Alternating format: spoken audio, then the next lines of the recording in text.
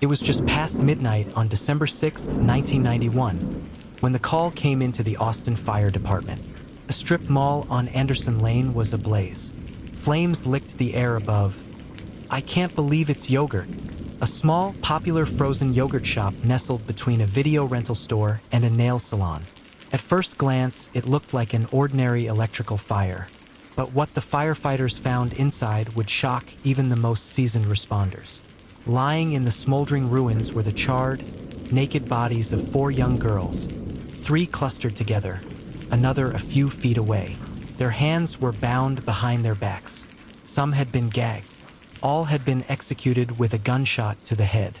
The victims were Jennifer Harbison, 17, the responsible older sister working the closing shift; Eliza Thomas, 17, her co-worker and best friend; Sarah Harbison, 15, Jennifer's younger sister, tagging along that night; Amy Ayers, just 13, the youngest, last-minute addition, still full of bubbly innocence. The city of Austin had never seen anything like this. For girls, murdered in cold blood and left to burn in a yogurt shop. The horror felt surreal, the motive unclear. No one could understand why. Parents clutched their children closer. Teenagers looked over their shoulders. And detectives, their faces grim under flickering police lights, quietly promised themselves something. This will not go unsolved. But they were wrong. This would become one of the most complex and controversial murder cases in Texas history. A cold case turned courtroom drama, filled with false leads, coerced confessions, and a desperate public searching for justice. At that moment, all Austin knew was this. Something evil had come to their city that night, and it had left behind ashes, silence, and for innocent lives. December 6, 1991 was meant to be ordinary. Jennifer Harbison had just finished her shift at Lanier High School's Future Farmers of America booth. She was 17, tall, athletic, responsible. That night, she was filling in for another yogurt shop employee. She asked her little sister Sarah to swing by and wait for her shift to end. Sarah, 15, was bubbly and talkative, the kind of girl who laughed with her whole body. Eliza Thomas, also 17, was Jennifer's best friend and fellow employee. They were closing the shop together, wiping down counters, counting the till. Neither of them expected 13-year-old Amy Ayers to show up, but she had begged her friend to let her tag along. Just a quick hangout while the older girls closed up. It was a Friday night. What could go wrong? They were last seen alive around 10:45 p.m. by a customer who ordered yogurt and chatted briefly. By 11 p.m., the store was locked. The lights were off. No one knew that somewhere between then and midnight, the 4 girls would be corralled into the back of the store, that they would be stripped, tied, gagged, that a .22 caliber weapon would be used, that someone would pour accelerant over their bodies and light the match. The killers didn't just want them dead, they wanted to erase them. The fire destroyed evidence. Blood patterns, fingerprints, DNA, gone. When the bodies were discovered, police couldn't even identify all the victims at first. Jennifer was found near the back, shielding her sister. Amy was furthest away, her body badly burned, but the medical examiner noticed something strange. She had not died in the same way as the others. She had been shot twice, once in the head, once in the back. The second bullet was not from a .22. There were at least 2 killers. Austin wasn't just grieving now. It was terrified. The morning after the fire, Austin woke up to something it hadn't seen in decades. A crime so brutal, so senseless, it shattered the illusion of safety that blanketed its tree-lined neighborhoods. Firefighters had initially been called to put out a routine blaze. But what they found in the back room of the "I can't believe it's yogurt" shop was something else entirely. For young girls, stacked on top of one another, their bodies charred beyond recognition. News spread like wildfire. For girls, 2 sisters, one just 13. By noon, local media was on the scene. By nightfall, CNN had picked up the story. Parents gripped their children tighter. Store owners added new locks. And for the next few weeks, Austin was a city haunted by a single, impossible question. Who could do something like this?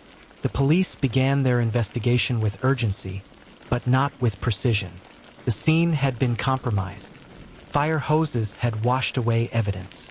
The smoke and heat had destroyed crucial forensic details. But there were still fragments. Investigators found a shell casing near the back, .22 caliber round. But what startled them more was the second bullet, retrieved from Amy Ayres's skull. It didn't match the first. It was from a .380 pistol, and it hadn't exited. That meant it was still intact. That meant it could help them trace the weapon.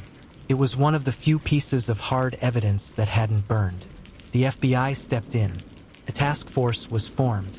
Witnesses were interviewed. Over 50 people had been in or near the shop that night. Some said they saw two men loitering outside.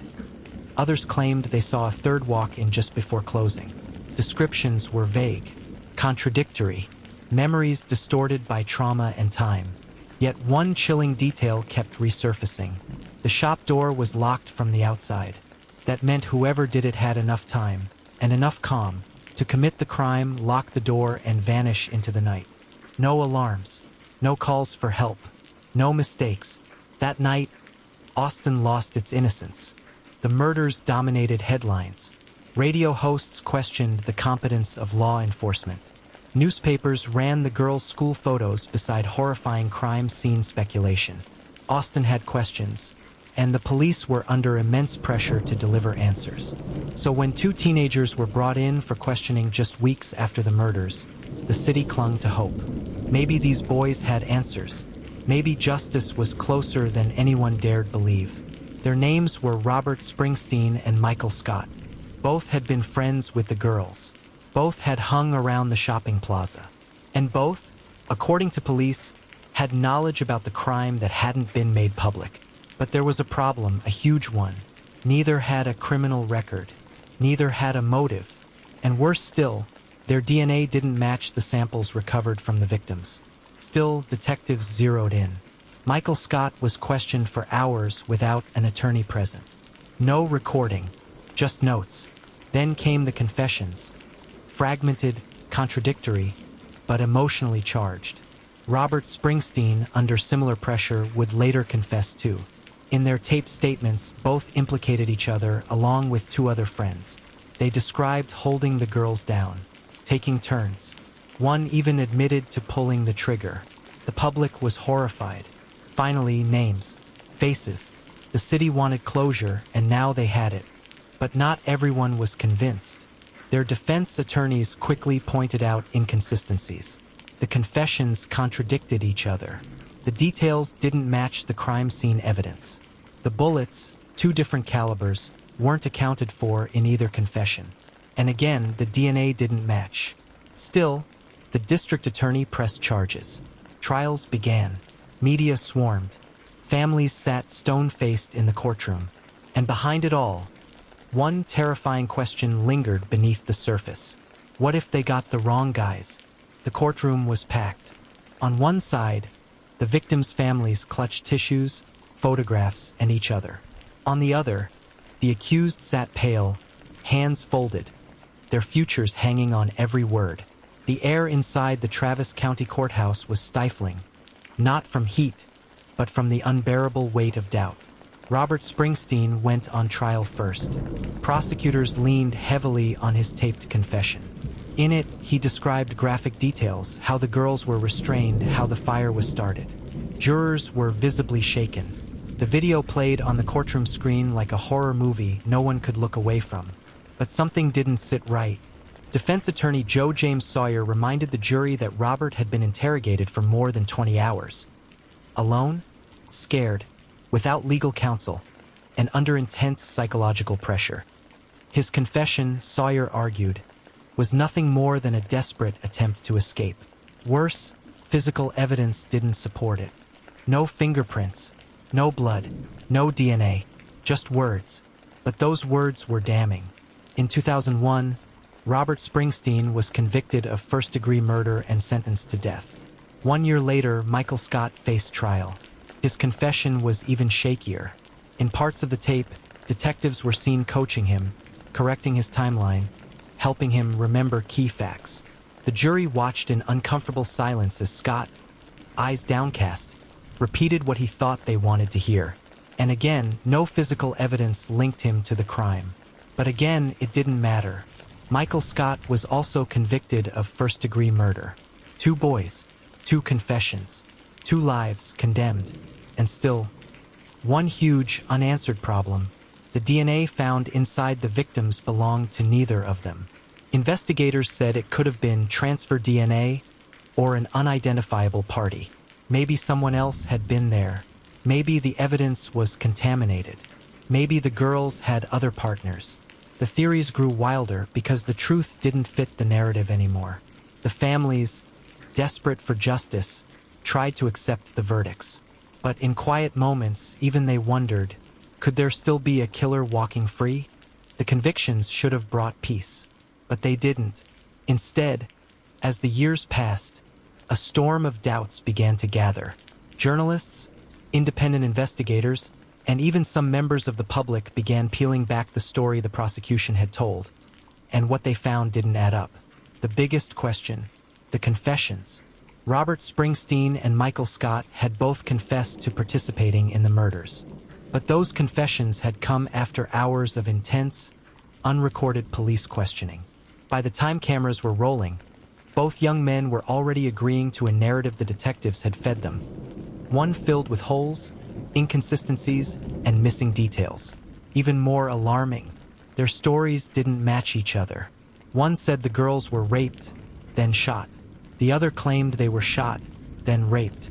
One said the front door was used. The other insisted it was the back. Both young men were visibly terrified in their taped confessions, pausing, stammering, looking off camera for approval. And when asked about specific details, like how the fire was set or where the bullets landed, they couldn't answer. There were no eyewitnesses, no DNA linking them, just these shaky confessions. The doubt grew louder.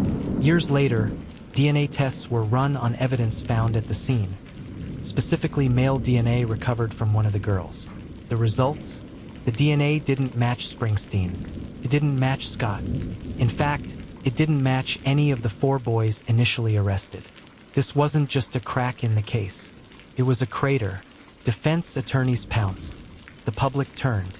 Even some of the victims' families, once convinced of the boys' guilt, began to reconsider.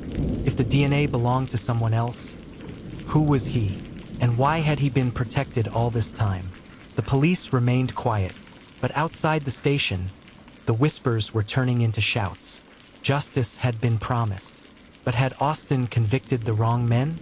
The city of Austin sat on edge. For over a decade, the community had tried to heal. The girls were mourned. The suspects were tried. And the chapter was supposed to be closed. But it wasn't, because in 2008, forensic scientists dropped a revelation that shattered the case wide open. The male DNA found inside one of the victims didn't match any of the convicted suspects. Not Robert Springsteen, not Michael Scott, not Maurice Pierce, not Forrest Wellborn. Matched no one. And yet, there it was, biological evidence from the crime scene, so intimate and so damning that it could not be ignored. It pointed directly to an unknown man, a shadow figure who had left no name, no fingerprints, and no trace except for this microscopic signature. The implications were terrifying. If none of the accused matched the DNA, then they didn't do it. Or at least they weren't alone. Suddenly, everything was on the table again. The taped confessions were reevaluated. Springsteen had said they raped and killed the girls.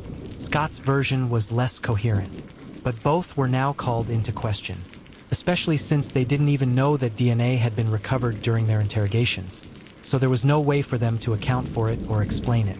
Defense attorneys demanded their release. The prosecution stalled, but the pressure was immense. National media outlets picked up the story again, many of them running headlines like, "Did Austin get it wrong? Killer still at large?" The yogurt shop murders. A new twist. A public once certain of guilt was now gripped with fear. If these boys were innocent, then the real killer was still out there and had been for 17 years. In 2009, both Springsteen and Scott had their convictions overturned. After years behind bars, they walked free, not exonerated, but released pending new evidence. Their faces were hollow, Older. The kind of age you can't count in years, only in prison meals and sleepless nights. The families of the victims were devastated. Some still believed the boys were involved. Others were no longer sure. But one thing united everyone. The truth still hadn't come out. And the DNA? It was entered into national databases. Searched, rechecked, compared. Still no match. Who was this man? Why hadn't he surfaced? And was he watching the story unfold like the rest of the country? Safe, anonymous, and free? The investigation, once closed, was now back on. And the stakes had never been higher. They thought they knew who did it. They thought it was over. But when the DNA didn't match, detectives had no choice but to go back, to the very beginning. The year was 1991 all over again. Old files were dusted off. Evidence bags reopened. And the names everyone thought they could forget came roaring back. Eliza Thomas, Jennifer Harbison, Sarah Harbison, Amy Ayers, for lives lost in one night. And now, no justice. The Austin Police Department reassembled a special task force. Some of the original investigators had retired. Others were haunted by regrets. But the new generation was determined. This time, they would get it right. They began by questioning the entire original theory. Was this a robbery gone wrong? Or was it something far darker, a thrill kill or even a targeted attack? Forensic science had evolved. DNA technology was sharper. Surveillance tools were more advanced. The cold case unit hoped that somewhere, buried in the original evidence, was the missing piece they'd overlooked. They re-examined the autopsy reports. Amy Ayers had 2 gunshot wounds, which contradicted the narrative that all the girls were shot once. Why? Was Amy targeted? Or did someone come back for her? They revisited the fire report. The accelerant used to burn the bodies was traced. But no fingerprints had ever been found on the container. Still, they hoped chemical analysis could reveal a batch origin, something that might tie to a suspect who purchased it at a store nearby. They even flew in FBI profilers, who suggested that the crime scene looked disorganized, panicked, more like a crime committed by someone young, impulsive, and deeply disturbed. But most crucially, they began reinvestigating the people who were overlooked in the early 90s. Neighbors, co-workers, ex-boyfriends, disgruntled patrons. There had been reports long ago of a man loitering near the store just before closing. Tall, Caucasian, military-style haircut. He never came forward. He was never found. But now they had facial recognition tools and access to millions of mugshots and DMV records. They ran the sketch again. Nothing. But then hope.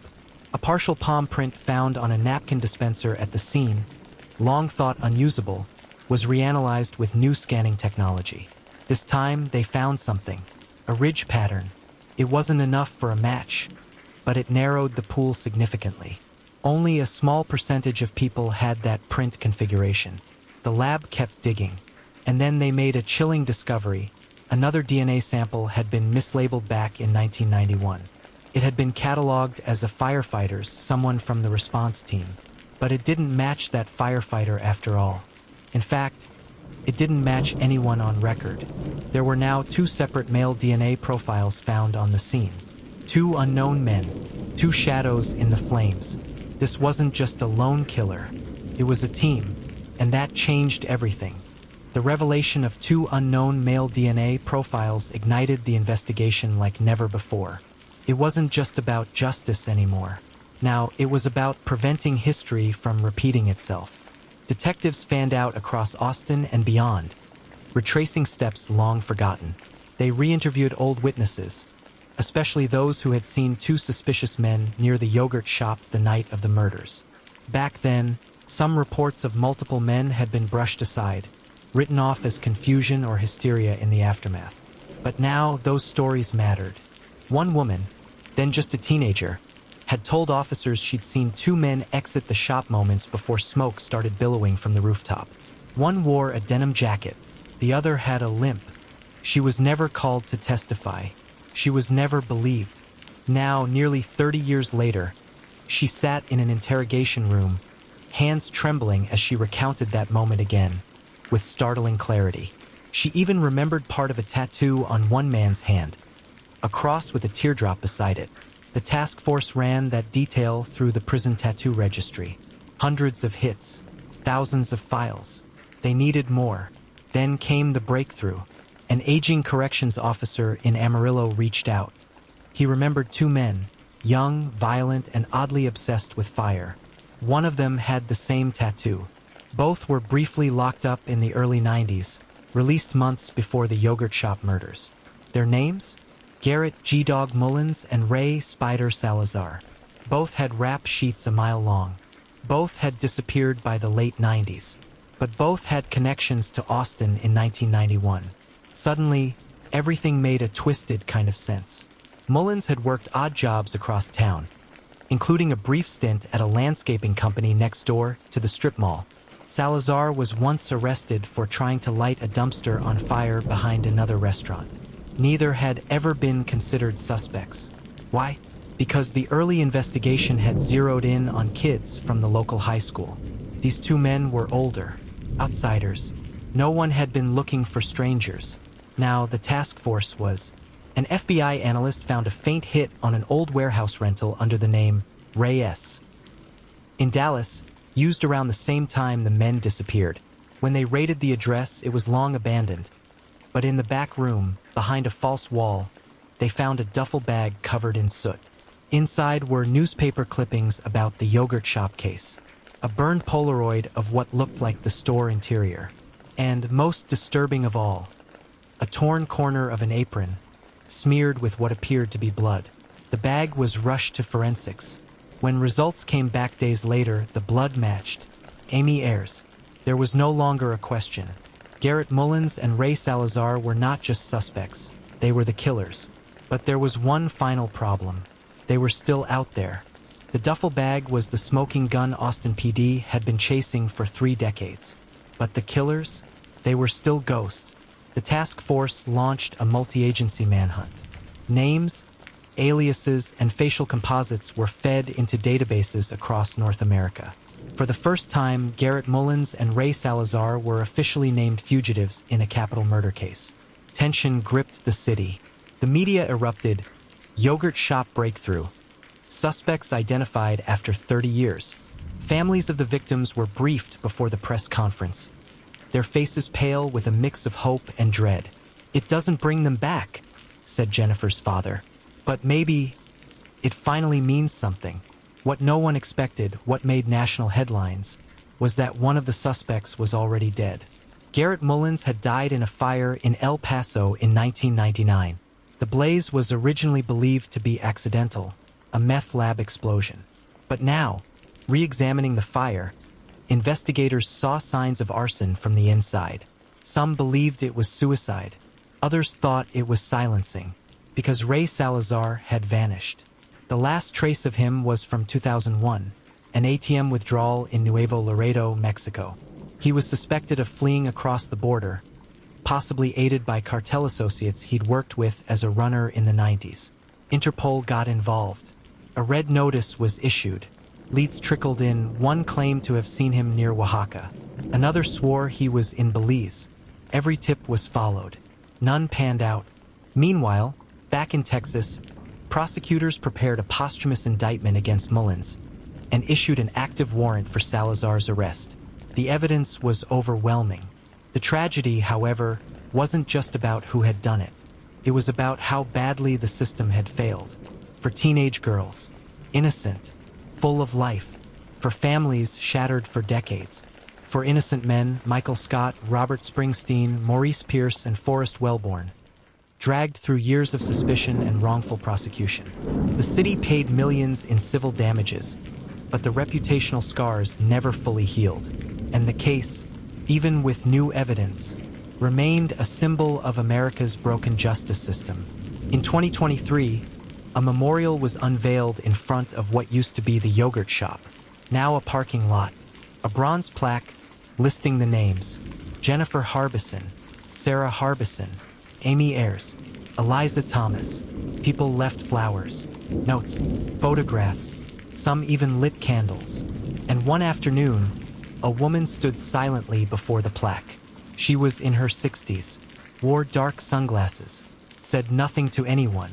She left a photo. It showed four smiling girls in uniforms holding up milkshakes.